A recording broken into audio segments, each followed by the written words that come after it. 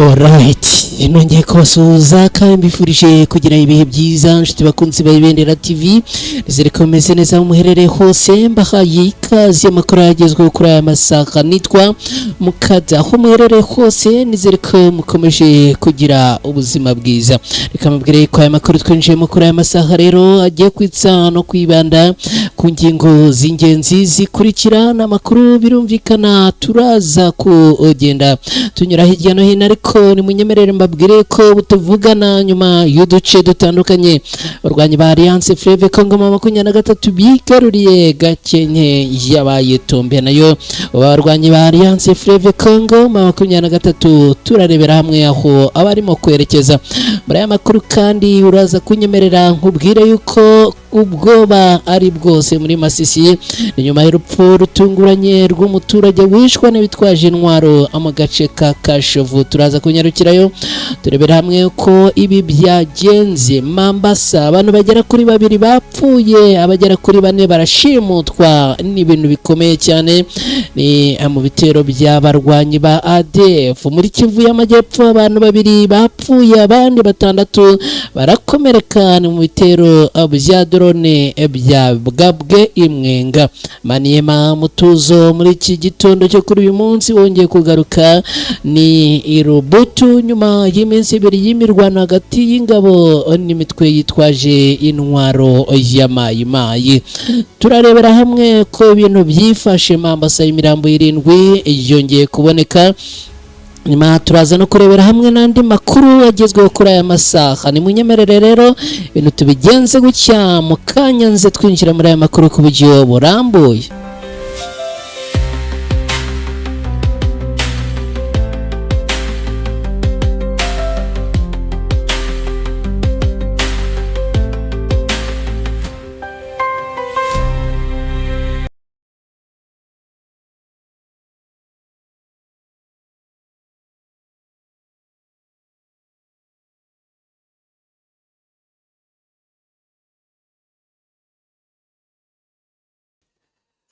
Alright, nanone rero ni munyemerere dukomeze na ya makuru. Babwire yuko nubundi hari amakuru yo kuri aya masaha. Niba bamaze kugera hano unyemerere unkorere like, uraza kuba ugize neza. Niba ari bwo bwa mbere ugeze hano unkorere subscribe, uraza kuba ugize neza cyane. Aya makuru rero ni munyemerere duhere kuri iyi nkuru yikomeye cyane iturutse muri Kivu y'Amajyepfo muri Repubulika Iharanira Demokarasi ya Kongo. Ubu tuvugana abarwanyi ba Alliance Fleuve Congo 23 bamaze kwigarurira agace ka Gakenke. Nagace gakomeye cyane. Abarwanyi ba Alliance Fleuve Congo 23 bamaze kwigaruriramo abakirukanyemo abarwanyi bo ku ruhande rwa leta ya Kongo. Igisirikare cya leta ya Kongo FARDC n'igisirikare cy'u Burundi nibo abahanganye bikomeye n'abarwanyi b'intare za Sarambwe. Biza kurangira abarwanyi b'intare za Sarambwe bongeye kubatsinsura, bityo ababirukana muri aka gace.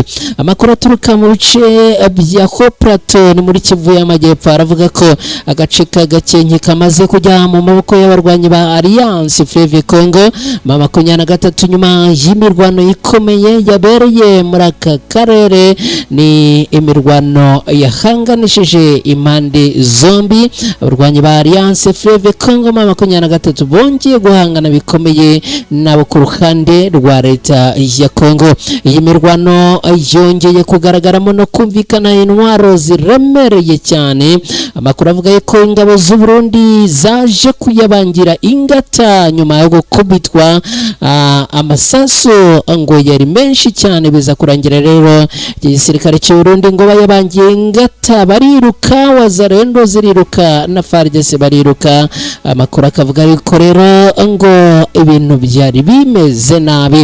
Abaturage bo muri aka gace bavuga ko imirwano yatangiye mu gitondo cya kare kuri uyu munsi, izakomeza mu masaha yo kumanywa, ko impande zombi zakoresheje intwaro zikomeye. Hari amakuru avuga ko aha ngo haje no gukoreshwa intwaro zo mu bwoko bwa drone. Urusaku rw'amasasu rero rwumvikanye mu misozi ikikije Gakenke, ndetse birangira abaturage batari bakeya bahisemo guhunga berekeza mu bice byegereye aha ngaha.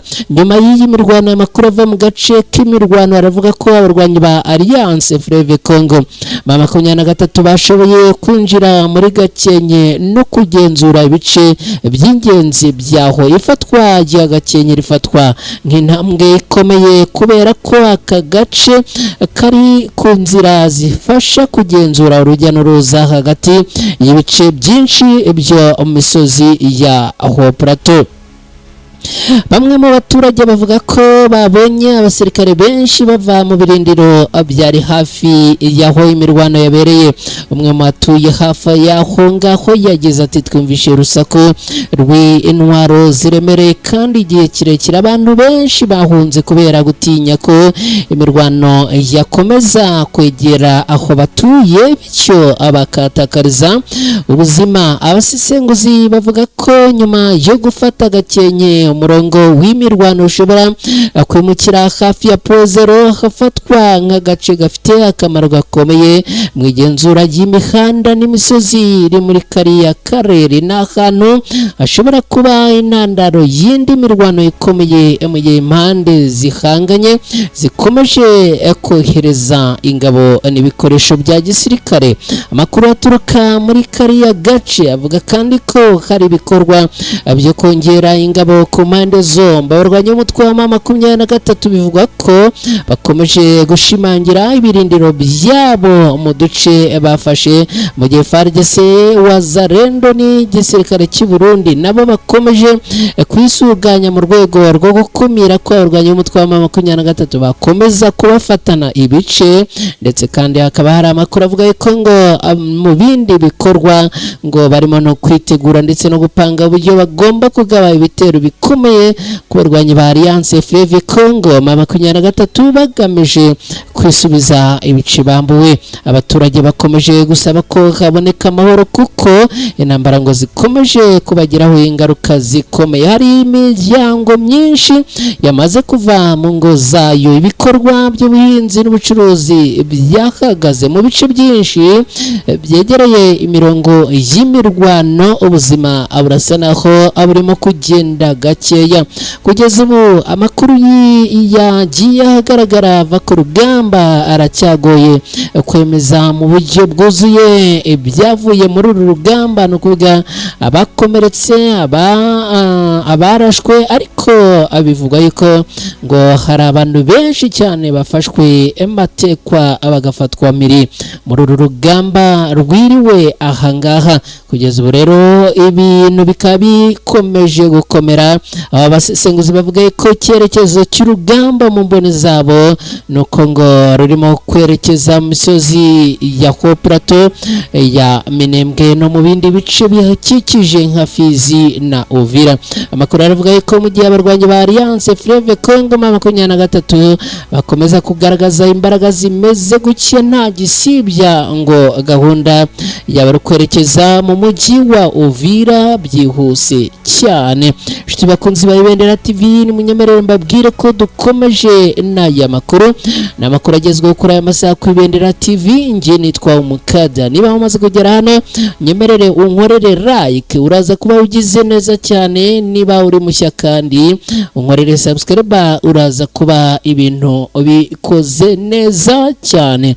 Nshuti bakunzi bacu rero twe turakomeje n'aya makuru. Ni munyemerere duhindure ingingo noneho twerekeze kuri iki gisirikare, twerekeze kuri inkuru y'aba barwanyi. N'abarwanyi n'ubundi bongeye kusana ko abagaragaza ibikorwa bitari byiza, aho n'ubundi hongeye kugabwa ibitero bitandukanye muri Repubulika Iharanira Demokarasi ya Kongo. Abaturage bakaba bongeye gutakaza ubuzima n'amarira n'ubwoba bwinshi muri Masisi. Ni nyuma y'igitero cyagabwe gikomeye kikaba ingorabahizi mu bice bitandukanye byo mu ntara Kivu y'Amajyaruguru muri Masisi. Amakuru ava mu gace ka Kashovu ni muri teritwari ya Masisi aravuga ko umuturage umwe yishwe nyuma y'igitero cyagabwe n'abagabo bitwaje intwaro bataramenyekana kugeza na n'ubu. Ibi byabaye mu ijoro ryarayerekeye ubwo abaturage bo muri aka gace bari baryamye nk'uko amakuru aturuka mu baturage bakaturiya bivuga. Abantu bitwaje intwaro rero ngo baje kwinjira muri aka gace mu buryo butunguranye bakwirakwira mu ngo zitandukanye mbere y'uko haba urusaku rw'amasasu rwateye abaturage guhunga. Mu rujijo rwatewe n'icyo gitero rero umwe mu baturage yahise araswa arapfa. Abamubonye bwa nyuma bavuga ko yari yagerageje guhunga ashaka uko yikinga ngo cike, ariko ngo yaje kugwa mu maboko y'abari bagabye icyo gitero. Birangira rero ubuzima bwe burangira aho ngaho. Nyuma y'iki gitero abaturage benshi bavuze ko bongeye gutinya kurara mu ngo zabo kuko ngo bari gutinya ko umutekano wabo utarinzwe neza. Akaba rero hari abahitamo kurara mu bihuru cyangwa kwimukira by'agateganyo mu bindi bice bibonwa ko bifite umutekano kurusha ahangaha.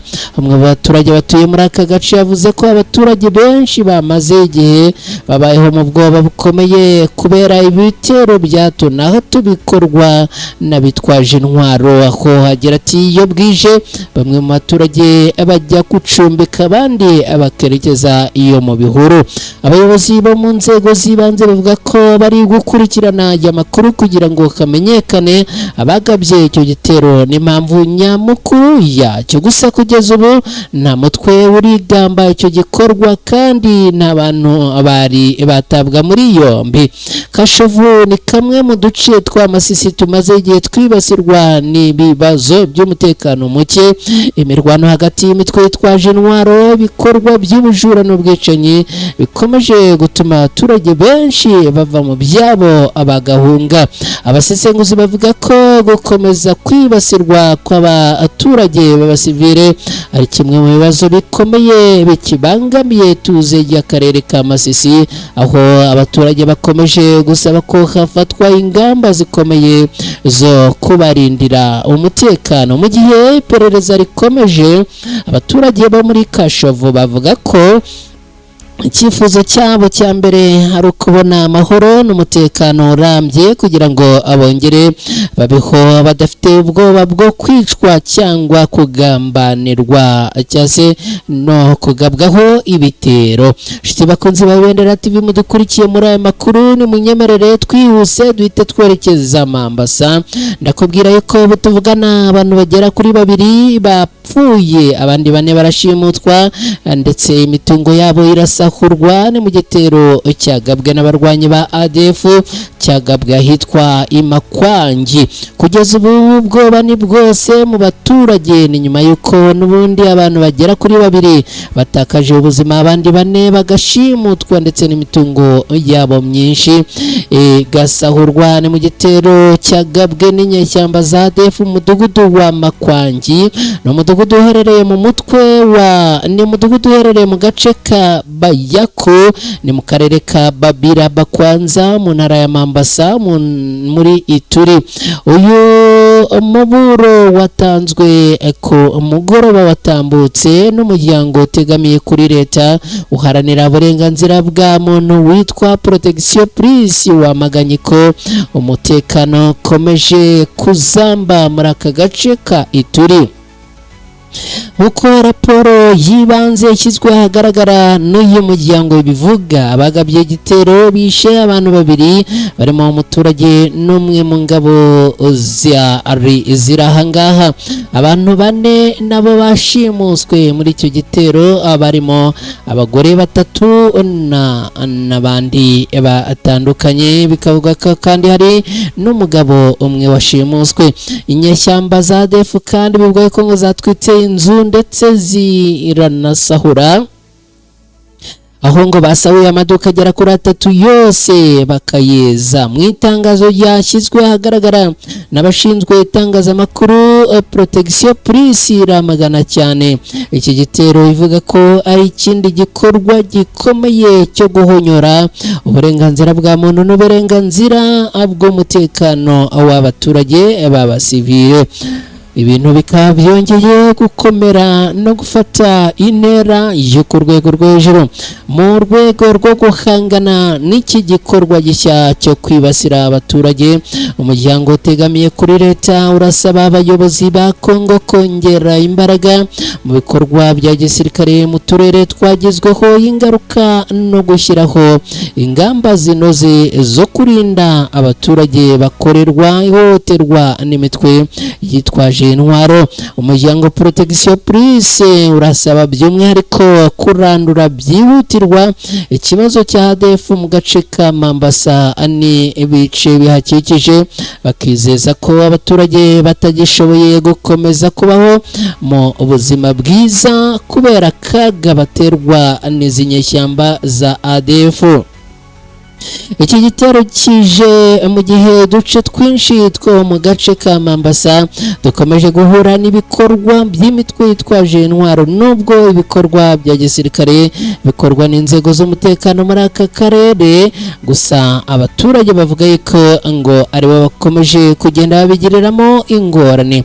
Iyi nkuru rero ikaba ikomeje kutabariza abaturage bakomeje kugenda bavuga ko ngo barimo guhunga umunsi ku munsi, abandi bagahura n'ibibazo by'ubuzima bubi biturutse kuri iyi mirwano. Nshuti yacu dukurikiye, ndakwibutsa ko turi ku Ibendera TV, amakuru agezweho kuri aya masaha. Niba bamaze kugera hano rero nyemerere nkorere like, uraza kuba ugize neza.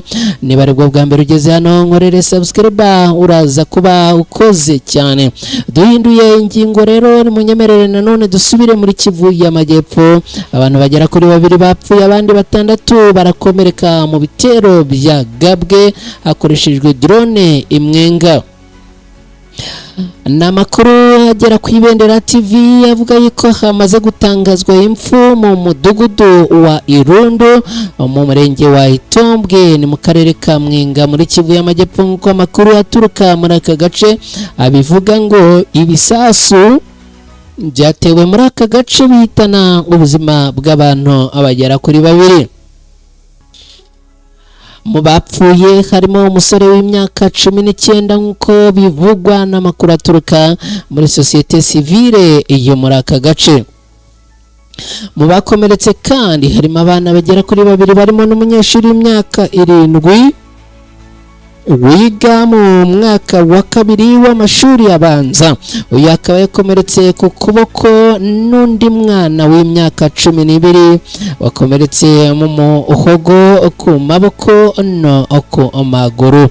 Ibi rero bikaba byongeye gutuma abantu batabariza abatuye ahangaha nyuma y'ibi bitero bikomeye cyane byongeye kugabwa ahangaha muri Mwenga. Nshuti bakunzi ba Ibendera TV, dukomeje n'aya makuru, ni munyemerere twerekeze Maniema. Umutuzo wongeye kugaruka ahangaha muri Rubutu nyuma y'iminsi 2 y'imirwano ikaze kandi ikomeye hagati y'ingabo n'imitwe yitwaje intwaro ya Mai Mai.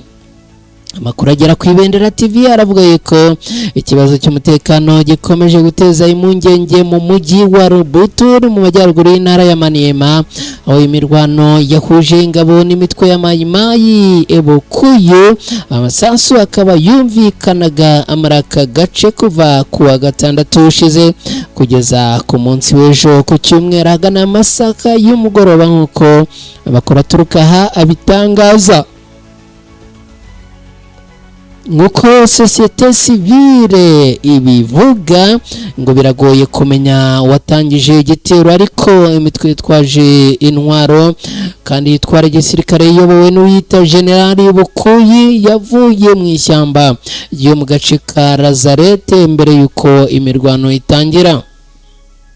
Ibi byatumye abaturage benshi bahunga ku Cyumweru nijoro nyuma yo kuba bari bihishe mu ngo zabo mu gihe cy'imirwano, kandi ngo byari bimaze iminsi. Muri iki gihe umubare w'abantu n'ibikoresho hakaze kuba yenda hamenyekana ibintu byasahuwe, niba hari abakomeretse cyangwa bishwe biracyagoye kubimenya kubera ko ingendo zigenzurwa cyane rubutu, biragoye gukusanya amakuru nyayo ku bahitanwe n'ibi bibazo cyangwa ibyangiritse byose. Ariko sosiyete sivile yaha ifite ubwoba ko urugomo rukomeje kuza kurushaho gukara, bikaba byateza ikibazo cy'ubutabazi muri aka gace ka Maniema. Ikaba rero sosiyete sivile isaba abayobozi ku nzego zose gufata ingamba zihutirwa zo kugarura amahoro, kurinda abaturage no gufasha abakuwe mu byabo. Kugeza ubu ibintu bikaba bikomeje gukomera no gufata intera yo ku rwego rwo hejuru.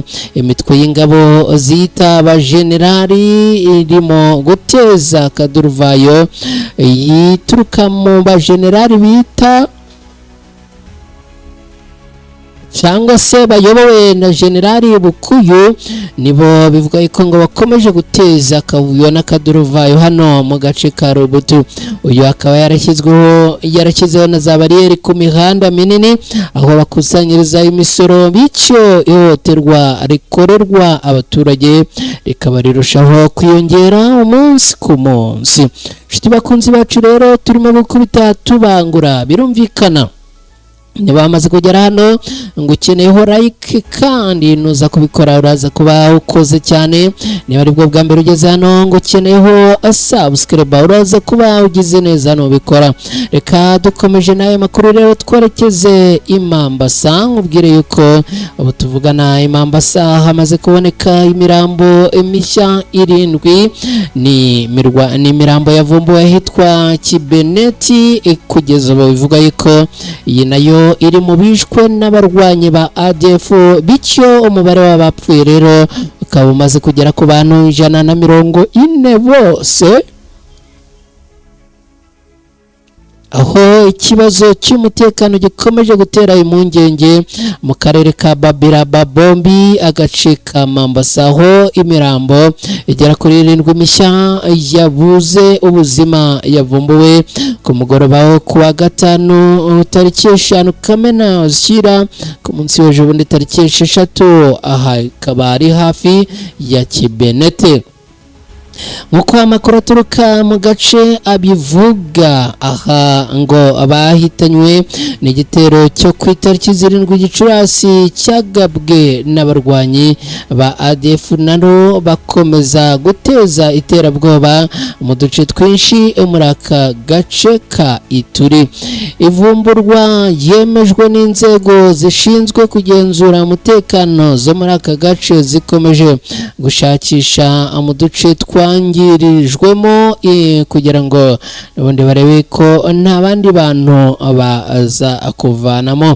Iyi mibiri 7 yiyongera ku yindi mibiri iherutse kuvumburwa igera kuri 2. ni imibiri yavumbuwe mu mujyi wa Katomate uri hafi aho, ikaba kugeza ubu yageze ku bantu 140 bose hamwe bishwe mu bitero bitandukanye byagaragaye mu burasi mu byumweru bishize muri aka karere, nk'uko imibare yakusanyijwe n'itsinda rishinzwe gukurikirana ibitero riyobowe n'uwitwa Ramsi Marikidogo ribitangaza. Mu mezi menshi abarwanyi ba ADF bo muri Uganda bakomeje kugaba ibitero ku baturage bo mu turere twa Mambasa na Irumu, bituma abaturage benshi bahunga kandi ibikorwa by'imibereho myiza n'ubukungu muri aka gace birahagarara. Mu rwego rwo gusubiza iki gikorwa gishya igitego cya ku buzima busanzwe, rero abaturage baravuga ko bigomba gutwara iminsi kubera yuko n'ubundi ngo ntago bari bizera umutekano w'ahangaha. Muri Bunia niho twerekeje. Umugabo yabonetse yapfuye hafi y'ikigo cy'impunzi Imudi Maria, bituma rero abaturage binjira mu gihe cy'ubwoba bukomeye cyane. Nyuma yaho n'ubundi ibaye inkuru y'incamugongo, ariko kandi ikaba n'inkuru kimomo. Umugabo yatoraguwe yapfuye, akaba ari ibintu byabaye ku munsi w'ejo, ijoro ry'ejo bundi rishyira ku munsi w'ejo. Ni hafi y'uruzi rw'ikigo cy'imfubyi cya Saint Kizito gerereye mu karere ka Muji Maria ni mu mujyi wa Bunia. Uko byatangajwe n'ababibonye, igikorwa cy'itsinda rishingiye ku gushyingurwa mu mategeko cyatinze kugera nimugoroba hagana saa 12 z'umugoroba, bitewe n'ihungabana ryari riri muri ako gace. Bivuga ko rero bivuga ko kugeza ubu ngubu ngo abantu komeje kuba mu bwoba bwinshi bibaza amaherezo y'ibi. Biravuga ko abagize itsinda batinye guterwa n'abaturage babanzi bo muri aka gace, mu gihe hagaragayemo ibibazo bikomeye cyane, ndetse hakabaho ibibazo bijyanye n'ubukana bw'impfu za Ebola. Amaherezo umurambo wajyanwe mu buruhukiro. Kugeza ubu ngubu rero babapfuye bose bakaba barajyanwe mu buruhukiro. Ni ibintu bibabaje kandi bikomeje gutera agahinda inshuti bavandimwe mudukurikira. Dukomeje n'aya makuru n'umunyemerere twerekeze mu gihugu cya Uganda. Janet Museveni, umugore wa Perezida Museveni, ashobora kutarahirira kwinjira muri guverinoma nshya. Umugore wa Perezida wa Uganda Janet Museveni n'umwe mu baherutse gushyirwa muri guverinoma nshya nka Minisitiri w'Uburezi na Siporo. Mu gihe umuhango wo kurahiza abagize iki cyumweru uteganyijwe ku munsi wa mbere, we ashobora kutazarahira. No kubera iyihe mpamvu, reka unyemerere tubyinjiremo. Ku itariki ya mbere Kamena muri uyu mwaka nibwo Janet Museveni yagombaga kwitaba komisiyo y'inteko ishinga amategeko kugira ngo yemezwe kuri uyu mwanya, nyuma yo kugenzura ko yujuje ibisabwa. Gusa mu buryo butunguranye ntiyahabonetse.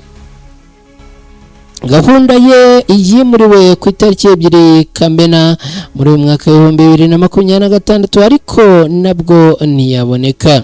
Abagize inteko ishinga amategeko bafashe umwanzuro uko adashobora kwemezwa nk'umwe mu bagize guverinoma mu gihe atakwitaba imbonankubone cyangwa se ngo akoreshe ikoranabuhanga. Mu gihe umuhango wo kurahira abagize iyi guverinoma wateganyijwe kuri uyu ku wa mbere mu biro by'umukuru w'igihugu Museveni, ndakubwira yuko ibintu bikomeje gukomera no gufata indi sura yo ku rwego rwo hejuru. Ibintu bikaba rero bikomeje kuba ibindi aho bivuga yuko uyu Janet Museveni bishobora kurangira atarahiye, mu gihe abandi barimo kwitegura kurahirira imyanya mishya bahawe muri guverinoma y'igihugu cya Uganda. Nshuti bakunzi ba Ibendera TV n'umunyemerere twerekeze no muri iyi nkuru. Munyemerere twerekeze muri iyi nkuru ivuga yuko Perezida Cyril Ramaphosa Afurika y'Epfo yijeje guca burundu urugomo rukorerwa abanyamahanga. Perezida wa Afurika y'Epfo yatangaje ko abagize uruhare mu bikorwa by'urugomo n'urwango byibasira abanyamahanga muri icyo gihugu bagiye guhigishwa uruhindu. yibi yabigarutseho ku munsi w'ejo ku cyumweru tariki 7 Kamena muri uyu mwaka ubwo yagarukaga ku kibazo kimaze iminsi kiri muri cyo gihugu cy'ibikorwa by'urugomo bikorerwa abanyamahanga bakorera abaturage cyangwa se bakorera abatuye muri Afurika y'Epfo bikozwe na bene gihugu. Ni ibintu byatumye abanyagana, abanya-Nigeria,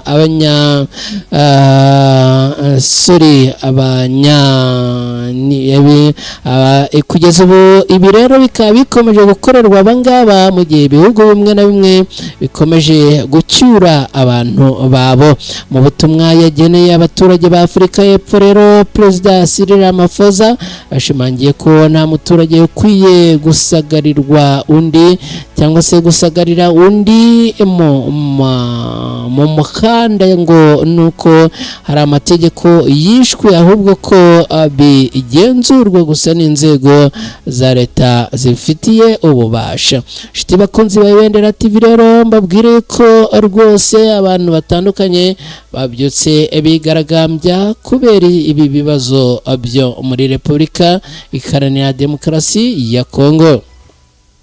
Shiti bakunzi ba Ibendera TV rero ni munyemerere twerekeze ku musozo w'aya makuru. Mwakoze cyane kubana natwe, mugire ijoro ryiza, murindwe n'Imana. Gahunda za Ibendera TV nazo zirakomeza. Ciao ciao.